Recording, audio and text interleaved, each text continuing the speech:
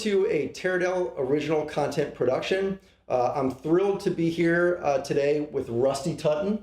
Rusty is a field director and political analyst who has experience in state legislative and congressional campaigns. Today, we're going to talk about, from your perspective and your experience, that you see really drive turnout and kind of move the needle. Why is it that political campaigns use so much direct mail, especially in the few weeks kind of leading up to the vote?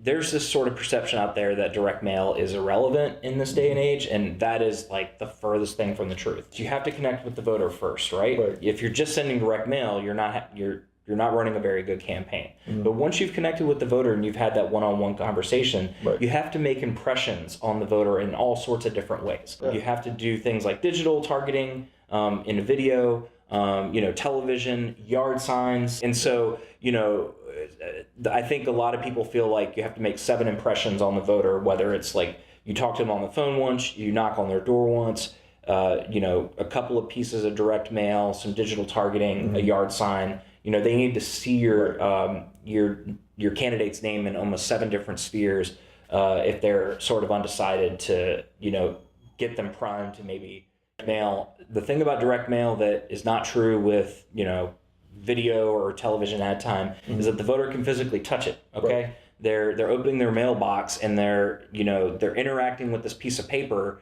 And it's sort of one of those things where even if they only look at it for a half of a second, it buries into their subconscious. They remember it, and it's been sent directly to their house. And there's something to be said for a physical piece of something physical that the voter can touch that has the candidate's name on it, that has sort of a more lasting impact. There's this sort of perception out there that if the person that you're sending the direct mail to isn't picking up your flyer and reading through the entire flyer and then maybe going and checking out what, online, what the information on the flyer has to say, if they're not doing that, then it's not effective. And that's not true at all. Even if it's a quarter of a second, even if they just glance and see the candidate's name.